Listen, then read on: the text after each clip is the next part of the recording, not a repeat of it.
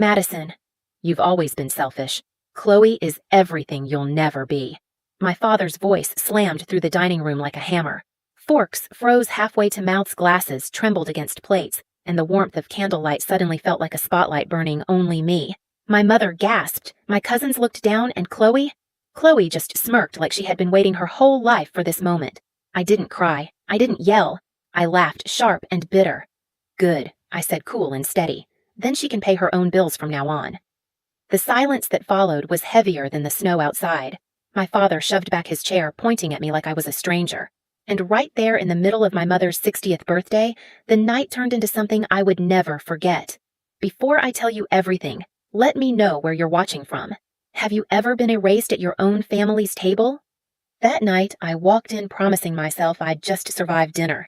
But I didn't know yet I was about to start a war. When people ask me why I don't go home often, I usually shrug and say, work keeps me busy. That's easier than explaining the truth that I grew up learning how to disappear at my own dinner table. I was 9 years old when I first realized what it felt like to be erased. That night is still carved in my memory like a scar that never fades. I had just won first place in a citywide writing contest. My story wasn't much, just a simple tale about a girl who rescued a stray dog, but to me, it was everything. The gym smelled like popcorn and sweat. The folding chairs screeched every time parents shifted, and when my name was called, my teacher hugged me and whispered, "You're special, Madison." I clung to those words like they were treasure all the way home. At dinner that night, I placed the cheap blue ribbon in the center of the table, waiting for the moment my father would finally look at me with the pride I had been starving for. My mom smiled softly, her tired hands still damp from washing dishes, and said, "That's wonderful, sweetheart."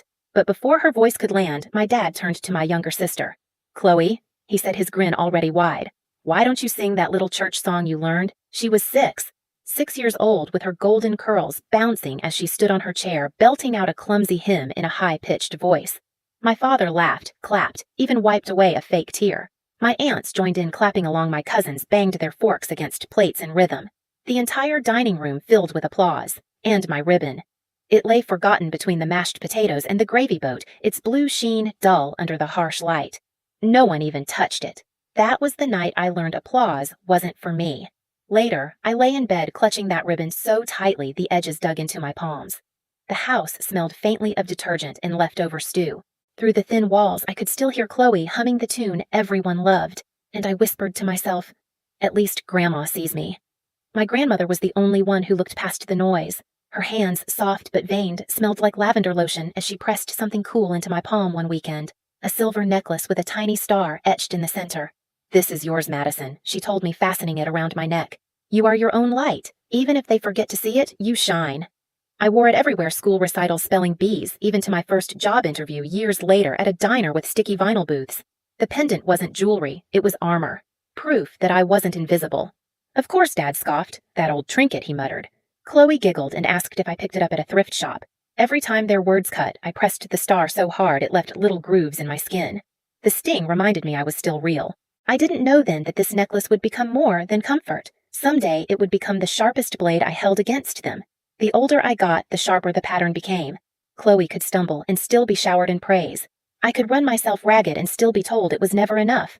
High school made the difference crystal clear. When Chloe failed a math quiz, Dad patted her back and said, "Grades don't define you, sweetheart. You'll do better next time." That same week, I came home with straight A's. He glanced at my report card for less than 5 seconds before muttering, "Good. That's what we expect." Expected. Like my effort wasn't achievement, just duty. I learned to stop expecting celebration. By college, I was working part-time jobs just to keep myself afloat. Dad didn't notice, or maybe he just didn't care. He was too busy bragging about Chloe's potential. She had a voice teacher, a car borrowed from a cousin, and every bill covered. Meanwhile, I ate ramen in a dorm room that smelled like mildew, saving every dollar to prove I could stand on my own. But even when I graduated, landed a stable job in finance, and thought freedom was finally mine, the chains just tightened in a different way. Family fund, Dad called it, a joint account with his name and mine. "Just to keep things simple," he said, sliding the paperwork toward me with that voice that always made disobedience feel like betrayal. I signed because at 22, I still thought saying no would collapse whatever fragile peace we had. At first, it seemed harmless, occasional bills, groceries, but then the withdrawals came regular like clockwork. Rent for Chloe's apartment, tuition checks, gas money, even cash advances with Dad's signature in the notes line. My salary became less mine and more theirs, and when I asked about it, Dad's eyes hardened. Don't act selfish, Madison. Family comes first. I wanted to scream. Instead, I swallowed it. Like I always did. One winter evening still haunts me. Cleveland snow pressed against the windows, the street lamps outside flickering in the storm. I was home visiting, sitting at the kitchen table, balancing numbers on a legal pad, the radiator hissing like it might burst. Chloe was sprawled on the couch, giggling at some sitcom laugh track. Dad walked through the room, clapped her shoulder, and said, "She's going to be somebody." Then he turned to me without even slowing his stride. "Don't forget the utilities, Madison." As if that was all, I was someone to cover the bills. That night, lying awake in the childhood bedroom where posters still peeled on the walls, I stared at the ceiling and clutched the silver star pendant against my skin. Its edges bit into my palm, grounding me in the only truth I could hold on to. I was still here, even if they didn't see me. But trauma doesn't vanish. It waits. It burrows under your ribs, quiet but patient, until one spark sets it off. I didn't know then that the fractures carved in me since childhood, the forgotten ribbon, the necklace mocked, the account bled dry, were only cracks. And cracks don't stay silent forever. They were waiting to split wide open.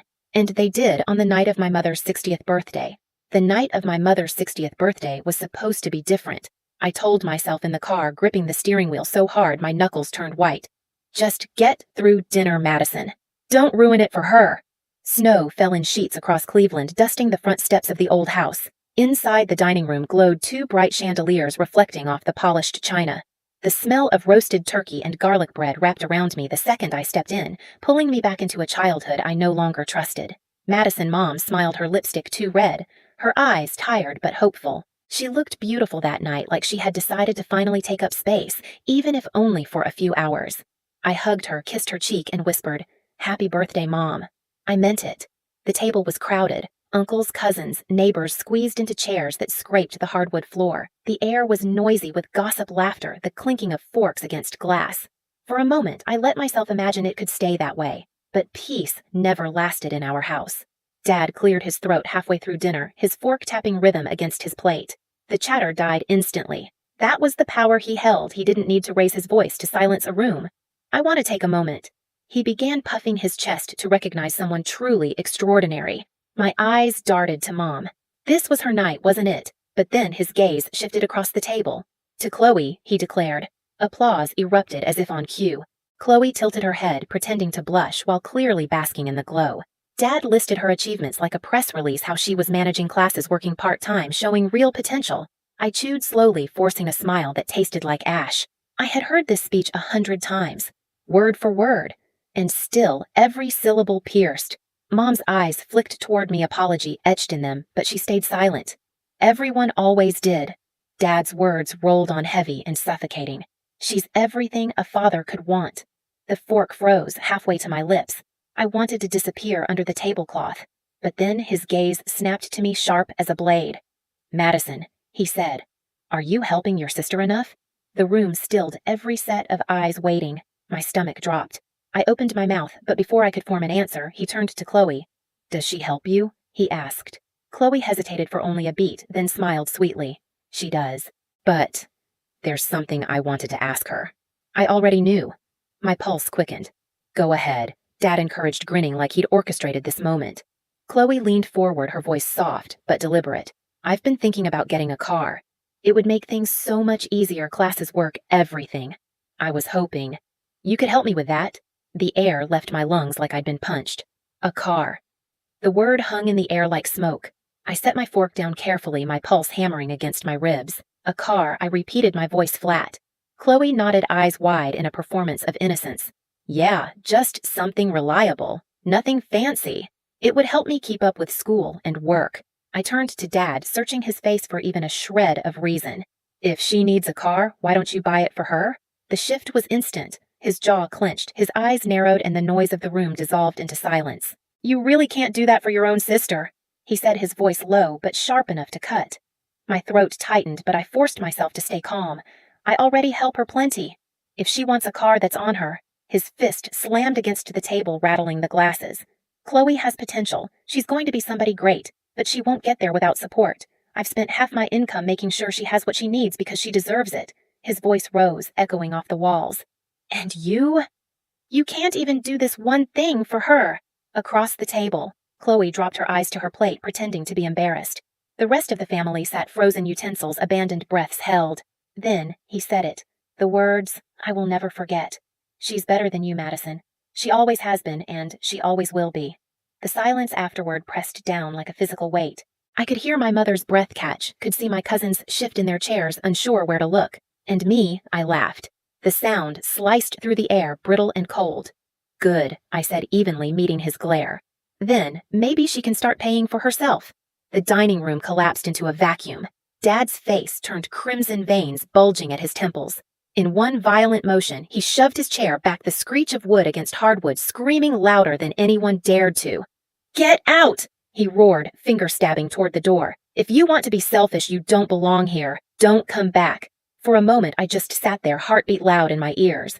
Everyone watched, no one moved. Not one hand reached out to stop him, not even Chloe. I rose slowly, pushing my chair back with deliberate calm. I turned to my mother, forcing a smile. "Happy birthday, Mom." Then I walked out, leaving behind the smell of roasted turkey, the heavy silence, and the family who had just erased me in front of everyone. I thought I had walked away with nothing. I didn't know yet I was about to take everything back. I spent that night upstairs in my old bedroom, sitting on the edge of the twin bed like I was 13 again. The wallpaper was peeling, the radiator clanked, and the muffled hum of laughter drifted up from the dining room below, like nothing had happened, like I hadn't just been erased in front of everyone. My phone buzzed nonstop on the nightstand, Chloe's name flashing, then Dad's, then Mom's. I let them all go dark. The next morning, I drove back to my apartment in the city snow, still thick on the windshield. I hadn't slept. My chest felt hollow, like something had been scooped out, but beneath that emptiness, a new voice whispered, "Don't let this slide, not this time." I made coffee, sat at my small kitchen table, and opened my laptop. For months, I had ignored the account Dad convinced me to set up with him, the so-called family fund. My salary had been pouring into it like water down a drain. When the numbers loaded, my stomach turned. Thousands gone. Tuition payments for Chloe, rent checks, grocery store charges in neighborhoods I didn't even live near. Recurring withdrawals signed in Dad's name.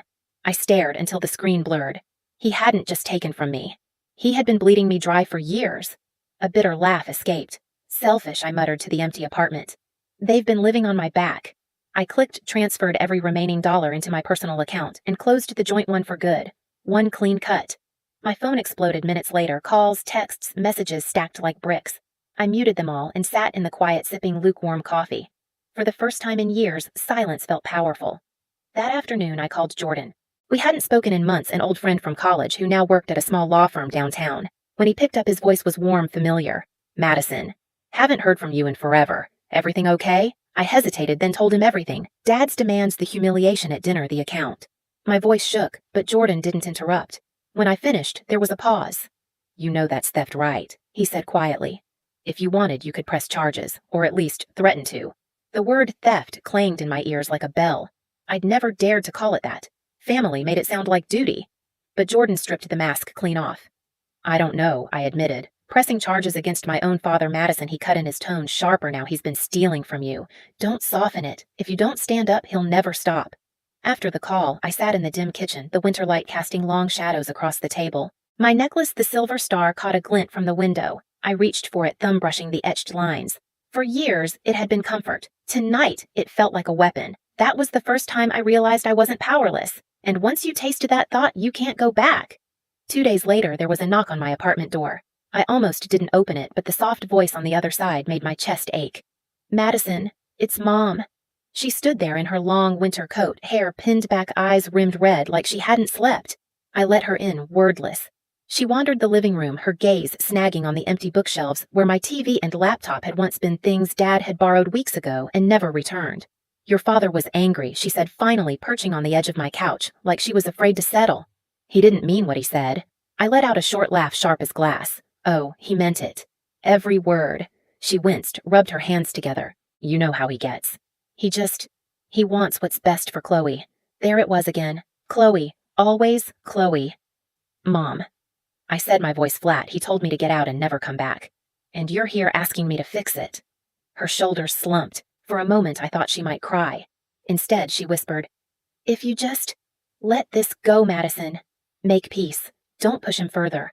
I stared at her, the old ache mixing with a new, colder steel. "It's already worse, Mom. And I'm done pretending it isn't." She looked at me for a long moment, something unreadable in her eyes, before standing and heading for the door. "Don't do anything you'll regret," she said softly, and then she was gone. That night, restless, I pulled out the small jewelry box where I always kept my grandmother's necklace. The star pendant should have been there waiting solid. Instead, the velvet lining lay empty. My stomach dropped. I tore through drawers, through purses, through the nightstand. Nothing. Panic curdled into fury as a memory slammed back. Dad brushing past me in the hallway last week, his hand suspiciously tucked into his jacket pocket. No, I whispered. He didn't. But deep down, I knew he had. The next morning, I drove to the old house. Snow crunched under my boots as I marched up the steps. Mom opened the door, startled. "I need to see Dad," I said. He was in the den, flipping through papers like a man too comfortable in his lies. On the desk beside him sat a pawn slip. My eyes caught the description. Silver necklace. Star pendant. My breath caught fire in my chest. "You stole from me," I said, my voice shaking. He didn't even flinch. "Don't be dramatic. It's for your sister. She needs the money." The room spun. My hands curled into fists. That necklace was mine. Grandma gave it to me. It's the only thing of hers I had left. He shrugged, leaning back in his chair, smug as ever. It was just gathering dust. Chloe can actually use the help. Something inside me hardened beyond repair. I realized in that moment my father would strip me of anything money memories, even the last gift of the one person who had ever truly seen me, just to keep Chloe shining. And that was the moment I stopped being his daughter. As I left the den, snowlight flooding the hallway, I touched the empty space at my collarbone where the necklace should have been, and I knew the next move was mine. The pawn slip burned in my pocket like a live coal. I hadn't confronted him the moment I found it. I'd walked out of the den before my rage could spill over, but I knew I couldn't stay silent anymore. Silence had been my curse for too long. 2 nights later, Mom called. Her voice trembled through the receiver. "Your father wants everyone at the house. A family meeting." Family. The word tasted bitter. Still, I went. Not for him, not even for Chloe. For me. The living room was already crowded when I walked in. The house smelled like overcooked stew and cigarette smoke, the old carpet damp from boots dragging snow inside. My uncles sat stiff, whispering to their wives. Cousins scrolled nervously on their phones. Chloe curled small in the corner armchair, one hand resting protectively on her stomach like she was holding in a secret. Mom hovered by the fireplace, wringing her hands, her face pale with exhaustion. And Dad Richard Cole stood at the head of the room, posture straight, chin high, like a judge about to deliver a sentence. His voice filled the room before I had even sat down. "You've made this family unstable," he declared. "Pulling money-making scenes, embarrassing us at your mother's birthday. That ends tonight." I didn't sit. I didn't even take off my coat. Snowflakes melted from my sleeves, dripping onto the rug. "Unstable," I echoed, my voice flat. "Funny. I thought stealing from your own daughter was the definition of unstable." Gasps rustled through the room like wind through dry leaves. One of my aunts set down her teacup too hard, the porcelain clink echoing. My father's jaw locked, his nostrils flaring. "Watch your mouth," he snapped. I pulled the pawn slip from my pocket and held it high, my hand steady even though my heart thundered. "You sold Grandma's necklace, the only thing she ever gave me. For Chloe." I swallowed the lump in my throat. "Do you have any idea what that meant to me? You'd strip me of the last piece of her I had, just to keep Chloe above water." Dad's face turned a shade darker. "That necklace was worthless. To you, I cut him off," my voice rising. "Not to me. Not to Grandma. She told me I was my own light when she gave it to me. You turned that into a pawn ticket." The silence afterward was suffocating. Even Chloe lifted her eyes, then wide and uncertain. From the corner, Ethan, my cousin, shifted. He looked at Dad, then at me like he was debating something. Finally, he cleared his throat. "Maybe you should tell her the rest." Dad's head whipped toward him. Quiet. But Ethan didn't back down. He leaned forward, his hands clasped tightly, knuckles white. "She has a right to know. About the house." Murmurs spread. My stomach knotted. "What house?" Ethan's gaze flickered toward me, apologetic. "Grandpa's place. He's been trying to put it on the market. Said the money would cover Chloe's situation." The words hit like a slap. Grandpa's house, the creaky old place with the oak tree we used to climb the porch swing, where Grandma read her Bible. It wasn't just property. It was our family's backbone, and Dad was ready to sell it behind closed doors. I turned slowly back to him. My voice was quiet, but every syllable cracked like ice. "You'd sell everything. The house, Grandma's memory, even my necklace. All to cover Chloe's mistakes." He slammed his fist against the coffee table so hard the glasses rattled. "I'm doing what's necessary. Family comes first." I took a step closer, snow still dripping from my coat, my breath steady. "No," I said. "Chloe comes first. Not family, not Mom, Not me, just her. The room froze. Every pair of eyes darted between us like spectators at a prize fight no one wanted to admit they'd been waiting for. My mother whispered, "Richard, please," but he silenced her with a glare. Then he sneered, his voice low, dangerous. "You think you can stand against me, Madison. You'll never win." And for the first time in my life, I smiled at him. Cold, certain. We'll see. The room felt like a furnace. Everyone's faces lit by the glow of a fire that no longer warmed, only burned. My father's sneer cut through the silence. "You think you're clever waving around a pawn slip? You think that makes you powerful?" He leaned forward, voice low, venom dripping. "This family is mine to run. Always has been." I took a slow breath and pulled another paper from my bag. My hands didn't shake this time. Funny, because the bank statements say otherwise. I laid them flat on the table, the pages fluttering in the draft from the chimney. Rows of withdrawals, signatures, transfers, all under his name. "You've been draining my paycheck for years," I said, my voice steady, "calling it family responsibility, but the law calls it something else." Aunt Marjorie gasped. One of my cousins muttered, "Jesus Christ." For a moment, Dad's face shifted, anger giving way to something smaller, less certain. Then he straightened, his voice booming. "That was money for Chloe. For her future, I didn't flinch. No, Dad. That was theft, and I've spoken to a lawyer." The words dropped like stones. Ethan's eyes widened. My mother's lips parted, shock flickering across her face. "You wouldn't dare," Dad growled. I smiled, cold and sharp. I already did. The silence stretched tight as wire. Then a sound cut through, soft, almost inaudible. A sob. Everyone turned. Chloe's shoulders shook, her head bowed into her hands. For once, the mask slipped. "Dad?" she whispered, her voice breaking. "Stop!" His head snapped toward her. "What are you talking about?" Tears streamed down her face. "I can't keep pretending. Madison's been taking care of me for years. Rent, groceries, bills, she's been the one carrying me. Not you." She looked up, eyes swollen. "You never helped me. You just pushed her too." The room imploded with murmurs. My chest tightened, not with pity, but with the strange weight of truth finally spoken aloud. Dad's face drained of color. "Chloe, don't," but she cut him off louder now, voice trembling but fierce. "She raised me, Dad. Not you. You just shouted and took." My mother pressed a hand to her mouth, tears brimming. For the first time, she looked at me not with apology, but with something closer to shame. I leaned forward, my words cold as ice. "You asked if I could stand against you. Here's your answer. I don't have to." "Your own daughter just did it for me." His lips moved, searching for something to say, but nothing came. The man who had ruled every dinner table, silenced every voice, now stood mute in front of the people he once commanded. The crack in his armor was visible to everyone. And once people see a king bleed, he's no king anymore. I gathered the papers, slid them back into my bag. "This ends now," I said. "The money, the control, the humiliation.